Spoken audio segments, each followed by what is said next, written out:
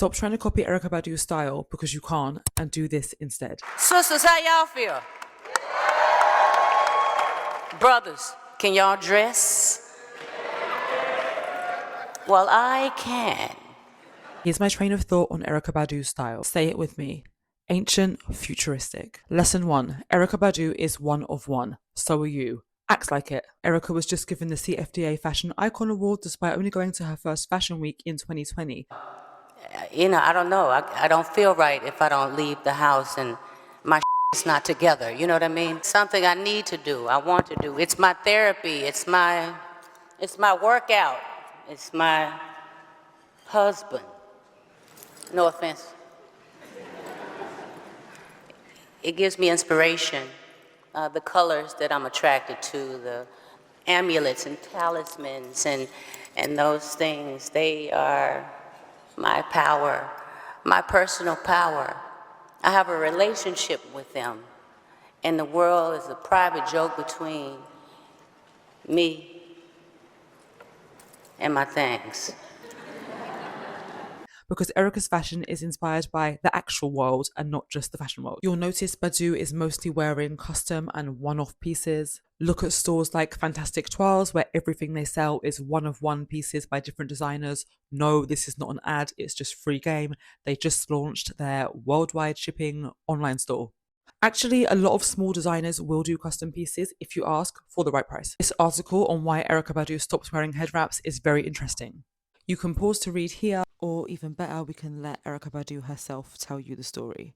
And I'll end with this little story. I went to Cuba when Cuba was still illegal, maybe in early 2000s. We went through Puerto Rico and it kind of snuck in because they had this event called Black August in Cuba at the time, which was this hip-hop event, and they united everyone in hip-hop in Cuba in that month, August. And I wanted to have a Santeria reading. In Cuba, the religion Santeria is one of the religions adjacent to Yoruba in Africa or Candomblé in South America.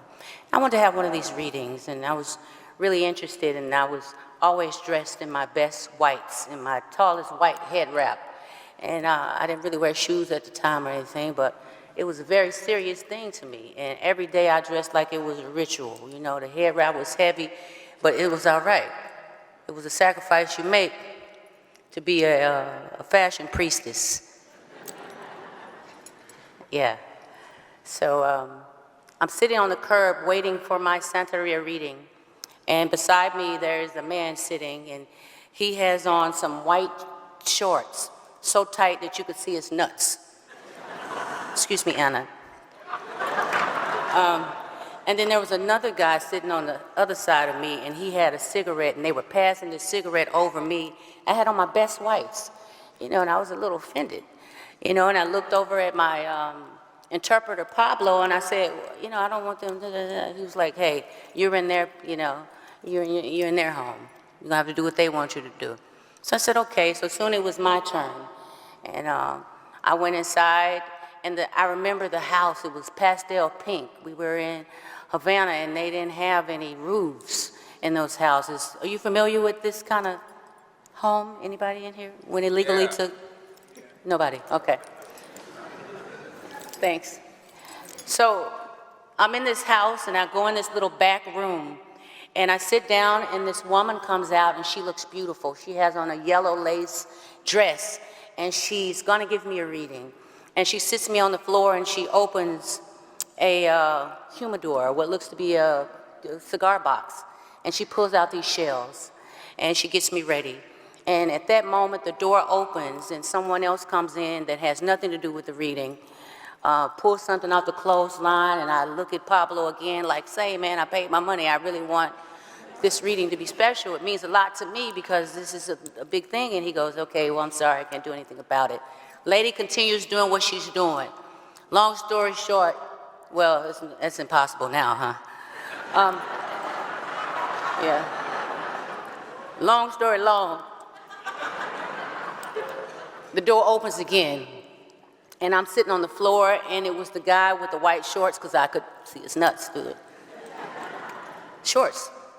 And I look over at Pablo, I'm agitated by now, and I say, Pablo, I'm just ready to go. I don't want to do this. Pablo goes, wait, he's the priest. I exploded into glitter.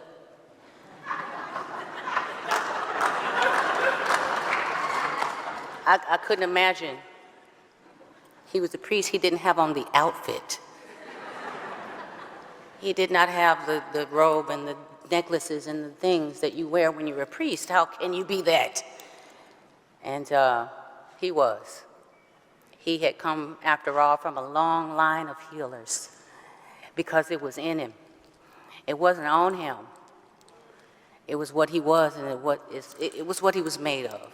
Obviously, Badu wearing head wraps wasn't just for aesthetic purposes, but I recently did a video on why fashion shouldn't be a prison, and I think this story is a great example of not being defined by your appearance. And speaking of clothes meaning things, do you remember her Off My Dicks boots? Okay, so these boots were made by designer Maya Hasbani. They were actually inspired by sea anemones. Sea anemones are so fashion, we talked about this in a Solange video. Erykah wears a lot of Maya's creations, and they actually went to the same high school. Why don't you seek out designers from places that mean something to you? I also wanted to focus on this quote for a minute because I found it so interesting that these abstract shaped things that Maya makes are actually inspired by gender dysphoria. Also, if you can hear Shiloh snoring, then apologies. It is called the fashion nap for a reason. That is also true of Badu and Tom Ford, who was the first high fashion person she ever works with. They are fellow Texans and they bonded over that. And that was her first ad campaign, Tom Ford White Patchouli. Her first big campaign, though, was Givenchy under Riccardo Tisci. And Badu is one of the few people where you can actually look at her editorial work to get informed on her actual style, because she's always at least credited as co-stylist, but normally she styles herself. When you're your own stylist and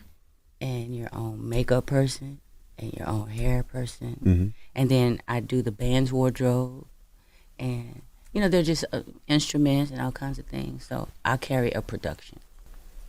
So I like to see the vision all the way through and have my hands in it. There's a word for that, an artist who has their hands in every aspect of the work, of the vision. It's called a auteur, I think, A-U-T-O-I-R.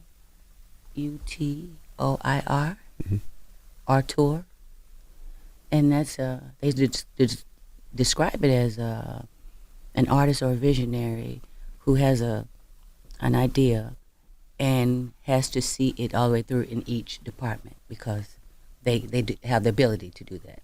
Get requests for videos on people all the time who look great, but they're brand ambassadors and they're always head to toe in one brand. Is that really their style? Who knows? Another thing about Erykah Badu is when you look at earlier images of her, she's always been doing the same thing. It just gets more experimental. And I think that's quite common, that people get more maximalist as they get older. You see that a lot with the women of the Advanced Style series, who are 60, 70, 80, 90, and they just go for it. I actually just interviewed the founder of Advanced Style, Seth Cohen, on my YouTube series that you should watch, and we talked all about this. But I do think Advanced Style is a great reference point for people like Badu who are maximalists. Look at images of things under microscopes and how can you replicate those patterns. Learn about the chakras and the chakra colors and what they mean, and try incorporating those colors into your look. Maybe even get up and do the yoga. Look at the way Adidas landed in hip hop. Research ancient tombs and the relics and artifacts that go inside them, and why. Why is the most important part. I have singing bowls that I use, and they're good for meditation and stress and those kinds of things. But this one is a purse. Isn't that cute? And this was made by one of my friends, and the name of his brand is Please Look at My Ass. And it has this little tool. So wherever I am, I can find some peace. Erykah talks a lot about like the energy of her accessories and the vibrations and what they mean to her. I find this especially fascinating when she talks about her grills. These are the things that are so very precious, the metals. I'm from Dallas, Texas. South Dallas, Texas to be exact.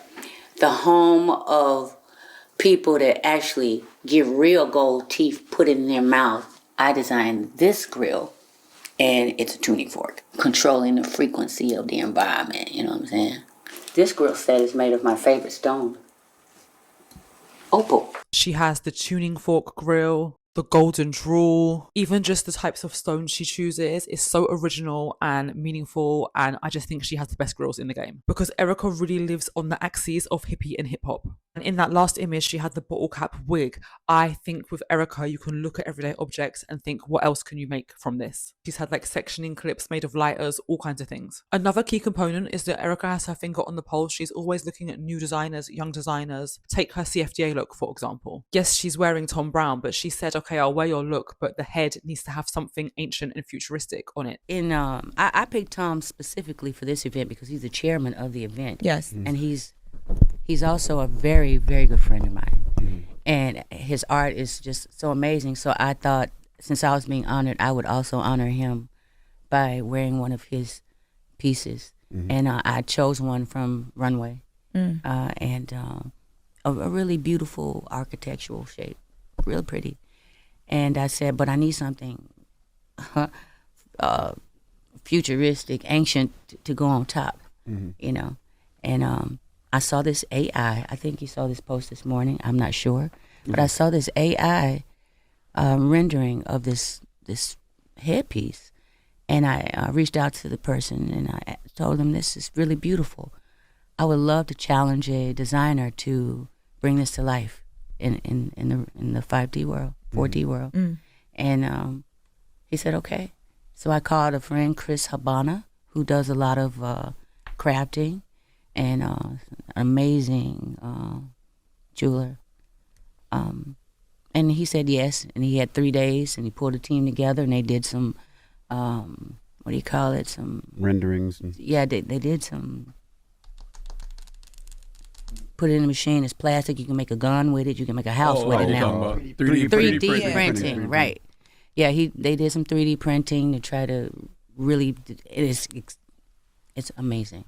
That's how she finished off the Tom Brown look. Who's going to say no to Badu? Outside of Erykah herself, you can look at Shaka Khan. Don't forget she was that girl in her day and she still is. And the fact that she still is the thing that makes her the most Badu. Look at Jimi Hendrix. I know this video didn't have much of a mood board, but that's because Erykah Badu is the mood board. But I hope this helped. Bye.